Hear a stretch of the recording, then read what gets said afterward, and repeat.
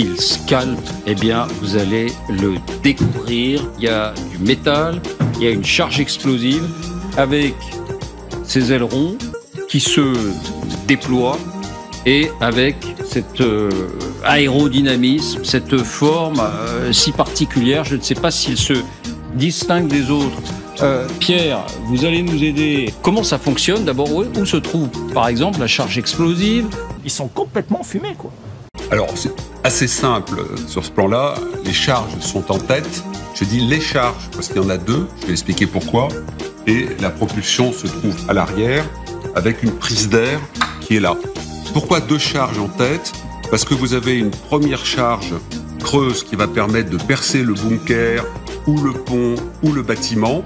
Et le reste du missile va rentrer à l'intérieur du trou qui a été fait et la deuxième charge va exploser tout de suite à l'impact ou avec retardement. Ça sert à rien que je m'énerve, elle a pas toutes ses frites dans le même sachet. Ouais. Et va achever la destruction. Ça dit toute la précision aussi. Voilà. De ces Donc engins. effectivement, voilà, ça permet de faire un peu d'haltère en plateau. Ah, j'ai envie de le traiter de tous les noms, j'ai envie de l'étrangler. Ce sont des missiles français qui ont porté ce coup fatal. Oui, cette attaque à Sébastopol samedi soir a été menée grâce au Scalp français. Oh purée de pommes de terre, mais c'est pas vrai ça! Plusieurs débris du missile ont été retrouvés sur les lieux de l'attaque, vous le voyez juste ici. Le Scalp français, vous l'aurez sous les yeux dans quelques instants, c'est ce missile français fabriqué par l'industriel MBDA dans ses usines. D'ailleurs, vous savez pas qui a fait exploser le Nord Stream?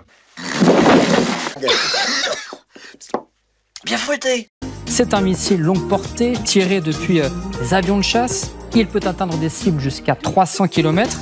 La France en a déjà livré à l'Ukraine plusieurs dizaines et il en livrera 40 supplémentaires dans les prochains mois. Prix d'un seul de ces missiles, 850 000 euros. Mon pauvre argent. Mon pauvre argent. Bonjour à toutes et tous.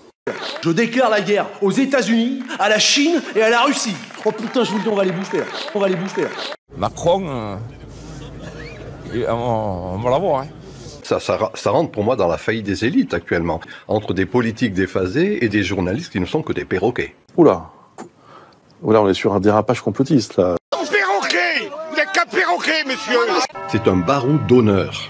Du fait que quelque chose est en train de cesser, il meurt, cette élite, c'est fini. L'élite, c'est l'oligarchie médiatico-politique. Vous, nous, et les politiques. Hay que tener en cuenta que el 70% aproximadamente de la información que circula en el mundo está en manos de 7 grandes compañías.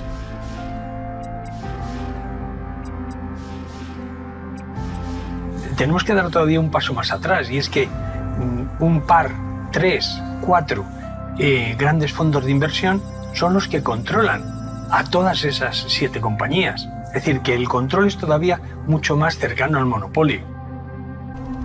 Es lo que se llama una telaraña de intereses.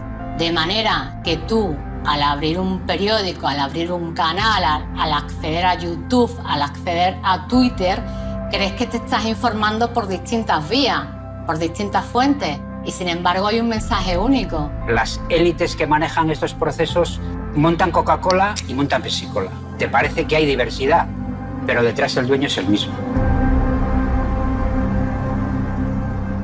Que vous véhiculez la bien-pensance. Il y en a marre de la doxa. Vous comprenez ça? Ah oui, je trouve que les médias jouent un rôle dévastateur dans les relations humaines. Parce que pour le moment, on est calme, mais bientôt, on va pas le rester calme. Vos directions auront des comptes à rendre. Un jour, vos directions, et vous qui acceptez ce travail, vous aurez des comptes à rendre, monsieur. Inch'Allah. Inch'Allah. Merci à vous. Bien. Merci. Le système médiatique n'a pas de contre-pouvoir et ces débordements sont sans limite. Ça crée des dysfonctionnements de la société. Je crois qu'on va dans le mur et qu'en effet, il n'y a pas de moyen de résister. C'est pas un jugement optimiste, mais je vous le dis avec crainte et je trouve que votre profession devrait créer un lieu de réflexion déontologique. C'est terrifiant de vous voir détruire presque tout ce que vous touchez. La France n'a quasiment jamais eu autant de rentrées fiscales de son histoire. Elle est riche comme jamais. Où va l'argent? Hein? Est-ce qu'il y a des mots qui vous viennent? Détournement de fonds. Allez, autre chose, allez. Mise en examen. Abus de biens sociaux. Quelle indignité. Il y aura tolérance zéro. Qu'est-ce que quoi? Ah, c'est ça. Faut que je change les piles. Bon les enfants, je dois partir. Est-ce qu'on vous a bien donné l'envie d'aller voter? Moi, quand je serai grande, je serai abstentionniste. Il faudra avoir son certificat de vaccination comme un laissez-passer pour être dans la société. Bientôt c'est la fin du monde, vous allez payer, vous inquiétez pas. Le sang de mouvement, vous allez manger. Le sang de mouvement, vous allez manger. Que vous écoutiez BFM, que vous écoutiez France Info, chaîne publique, chaîne privée. C'est de la merde.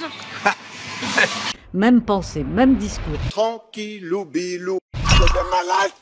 Des malades. Ils sont devenus des malades. Ils sont devenus des malades.